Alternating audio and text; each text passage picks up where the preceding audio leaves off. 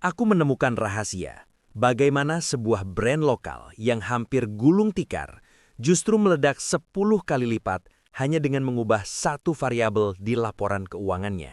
Bayangkan situasi ini, gudang penuh sesak dengan stok barang, tapi kas perusahaan benar-benar kosong. Gaji karyawan sudah menunggak 2 minggu, dan vendor mulai menagih hutang dengan nada yang tidak lagi ramah. Aku akan ajak kamu melihat bagaimana angka-angka ini hampir menghancurkan segalanya sebelum plot twist besar terjadi. Di video ini, aku akan membedah sebuah studi kasus nyata tentang sebuah brand lokal yang mengalami penurunan omzet hingga 80%. Ini adalah titik terendah yang membuat banyak pemilik bisnis menyerah. Namun, yang menarik bukan hanya cara mereka bertahan, tapi bagaimana mereka melakukan extreme pivot yang sangat berisiko. Kita sering berpikir kalau bisnis drop, solusinya adalah diskon besar-besaran atau bakar uang untuk iklan. Tapi di sini, aku menemukan bahwa kunci kebangkitan mereka justru ada pada data yang selama ini mereka abaikan di neraca keuangan. Hanya dengan menggeser satu variabel teknis yang akan aku tunjukkan nanti, mereka berhasil mengubah stok mati senilai 500 juta rupiah menjadi arus kas yang segar hanya dalam waktu 30 hari. Aku ingin kamu memperhatikan setiap detail yang aku bagikan, karena apa yang terjadi pada brand ini bisa saja terjadi pada bisnis kamu atau startup tempat kamu bekerja sekarang. Strategi ini bukan tentang keberuntungan, tapi tentang keberanian mengambil keputusan berbasis data di tengah kepanikan. Sebelum kita bedah variabel rahasia tersebut, pastikan kamu klik tombol subscribe di channel Arah Bisnis ini. Di sini, aku akan terus membagikan insight bisnis yang jujur, tajam, dan berbasis data untuk membantu kamu mencapai financial freedom dan membangun bisnis yang tangguh. Sekarang, mari kita masuk ke dalam angka-angkanya dan melihat bagaimana kehancuran itu dimulai. Kita harus mundur sedikit ke 2 tahun lalu, saat brand ini sedang berada di masa keemasannya. Kalau kamu melihat dashboard penjualan mereka saat itu, mungkin kamu akan merasa iri. Angkanya sangat cantik. Omzet menyentuh 5 miliar rupiah per bulan, pertumbuhan year on year mencapai 150%, dan produk mereka selalu sold out dalam hitungan jam setelah launching. Tim internal mereka merasa di atas angin. Strategi marketing agresif dengan budget iklan ratusan juta rupiah per bulan dianggap sebagai mesin uang yang tidak akan pernah mati. Tapi, disinilah jebakannya. Aku ingin kamu memperhatikan satu hal krusial ini. Mereka terjebak dalam apa yang sering aku sebut sebagai vanity metrics. Vanity metrics adalah angka-angka yang terlihat hebat di permukaan, seperti jumlah followers, engagement rate, atau bahkan total omzet, tapi tidak mencerminkan kesehatan finansial yang sebenarnya. Kenapa omzet 5 miliar rupiah bisa menipu kamu? Analitis, jawabannya ada pada satu variabel teknis yang sering diabaikan pengusaha UMKM, yaitu Cash Conversion Cycle atau CCC. Coba aku bedah secara sederhana untuk kamu. CCC adalah durasi yang dibutuhkan perusahaan untuk mengubah investasi inventaris kembali menjadi uang tunai. Saat itu, brand ini memiliki CCC yang sangat berantakan. Mereka harus membayar vendor di muka 100%, stok barang mengendap di gudang selama 60 hari, dan sistem pembayaran dari channel distribusi memakan waktu 30 hari lagi. Artinya, uang mereka terkunci selama 90 hari. Sementara itu, untuk mengejar target omzet yang lebih besar, mereka terus menambah stok menggunakan hutang jangka pendek. Di atas kertas, mereka kaya, tapi secara cash flow, mereka sebenarnya sedang sekarat. Aku sering melihat pola ini. Banyak pebisnis terlalu fokus pada top line atau omzet, tapi lupa memantau burn rate dan perputaran uang. Mereka tidak sadar bahwa setiap kenaikan penjualan justru memperlebar defisit kas karena CCC yang tidak efisien. Ini adalah awal dari bencana yang tidak disadari. Mereka membangun istana pasir yang sangat megah tanpa menyadari bahwa air laut sudah mulai pasang. Sebelum kita lanjut ke momen di mana istana itu runtuh, pastikan kamu sudah klik tombol subscribe agar kamu tidak ketinggalan edukasi bisnis berbasis data seperti ini untuk mengamankan financial freedom kamu di masa depan. Karena setelah ini, aku akan tunjukkan bagaimana angka 5 miliar itu tiba-tiba berubah menjadi beban hutang yang hampir menghancurkan segalanya. Di titik terendah itu, aku menyadari satu hal pahit. Bisnis yang besar tidak menjamin bisnis itu kuat. Saat omset terjun bebas, musuh utama kita sebenarnya bukan kompetitor, melainkan struktur biaya kita sendiri yang terlalu gemuk. Disinilah aku mulai menerapkan apa yang aku sebut sebagai Lean Survival Logic. Aku ingin kamu mencatat ini baik-baik. Kesehatan bisnismu itu bukan dilihat dari seberapa besar omset yang bisa kamu capai saat kondisi normal, tapi seberapa lincah burn rate atau biaya operasional kamu beradaptasi saat badai datang.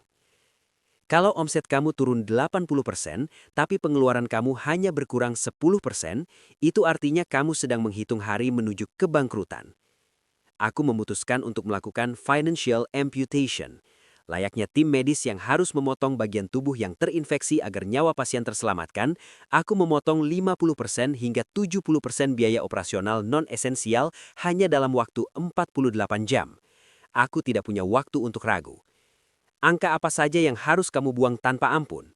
Pertama, aku memotong fixed cost yang sifatnya gengsi. Kami meninggalkan kantor yang luas dan mahal, lalu pindah ke model kerja remote sepenuhnya. Kedua, aku melakukan audit pada semua biaya langganan software atau SaaS. Kalau alat itu tidak berkontribusi langsung pada pendapatan atau efisiensi yang krusial, aku matikan hari itu juga. Ketiga, aku menghentikan semua marketing spend yang bersifat brand awareness. Di masa krisis, setiap rupiah yang keluar untuk iklan harus menghasilkan konversi instan.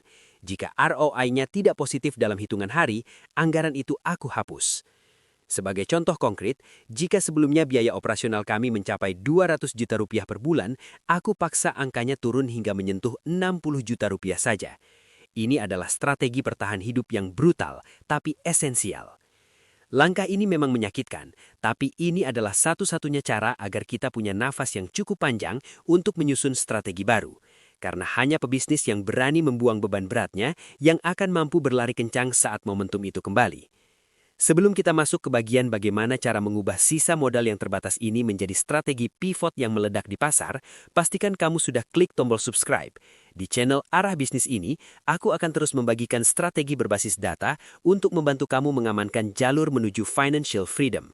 Karena di dunia bisnis, data adalah pelampung keselamatan kamu. Aku mulai melakukan apa yang aku sebut sebagai Pareto Audit. Aku bedah satu persatu data penjualan dan laporan laba-rugi selama 6 bulan terakhir. Aku ingin melihat secara objektif mana produk yang benar-benar memberikan nafas bagi bisnis ini dan mana yang hanya menjadi beban.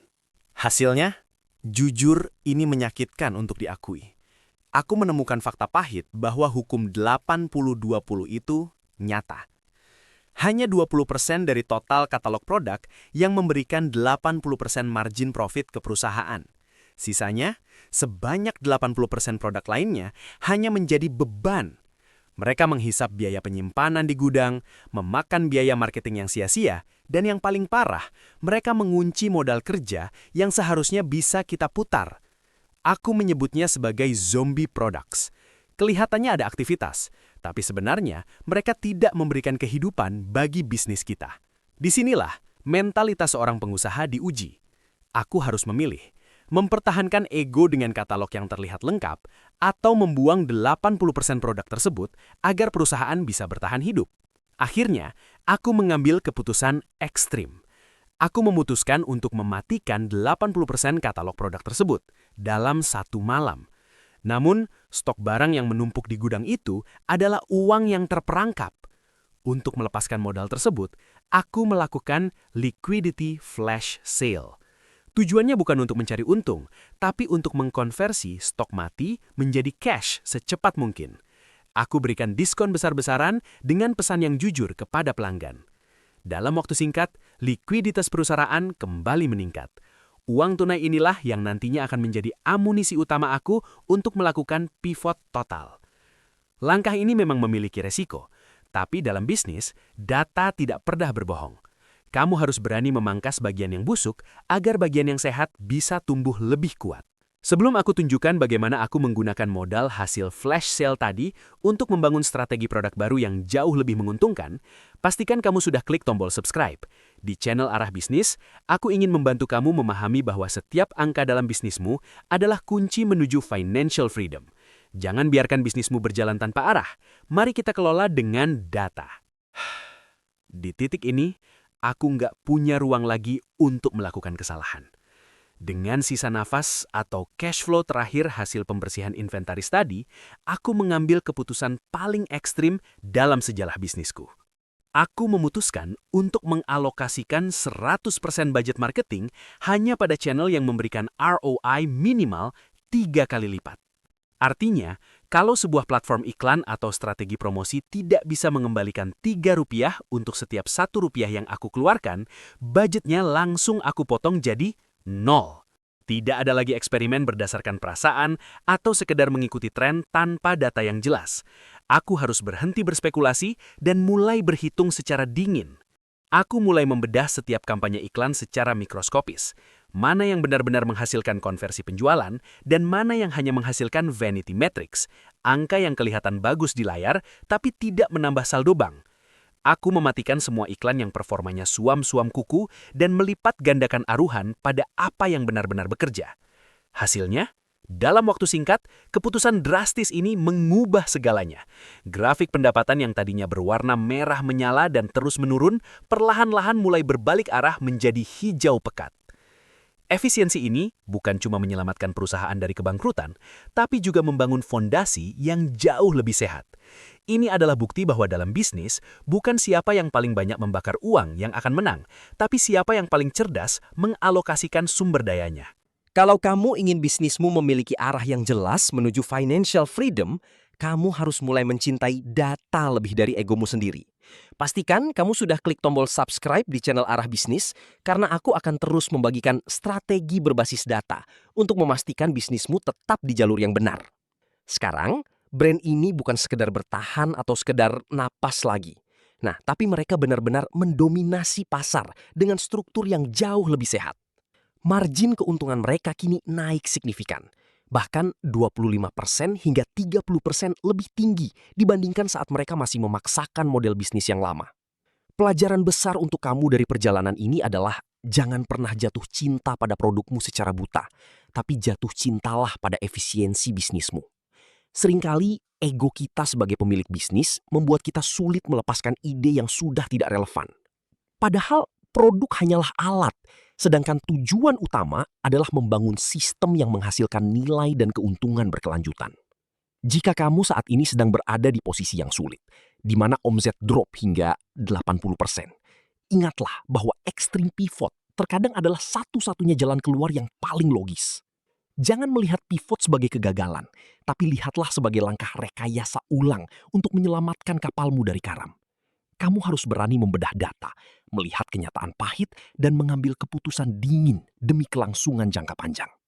Aku harap cerita ini memberimu keberanian untuk mulai mengevaluasi kembali apa yang tidak bekerja dan memotong biaya yang tidak perlu. Lebih baik memiliki bisnis yang